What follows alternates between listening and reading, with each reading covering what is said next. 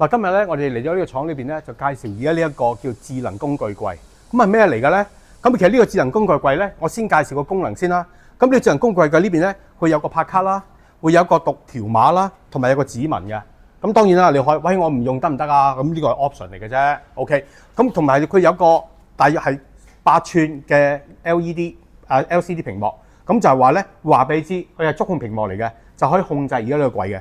咁個原理係點嘅咧？就話如果譬如我要去攞嘢，咁我哋可以拍卡啦，拍員工卡啦。當你拍咗員工卡之後咧，你就喺呢個櫃咧門咧，你就可以拉開啦。你拉開咗之後咧，你攞乜嘢你就可以隨便攞。咁你攞完之後咧，當你閂翻個門嘅時候咧，佢喺呢度咧個 display 裏邊咧就話俾你知，阿陳大文，你今日攞咗2支錘仔、1支螺絲批 ，OK 咁就得㗎啦。咁即係 confirm 下嘅啫。咁當然啦，你可以叫個員工喺個熒光幕 confirm， 你係攞咗啦。咁好啦，咁就應該係叫借咗出去嘅咯。咁當然，如果你要還嘅時候，當然你都拍翻卡，咁開翻就係因為你冇拍卡，你開唔到櫃嘅。咁你掉翻落去，求其掉得㗎啦。因為咁多格，你任你掉。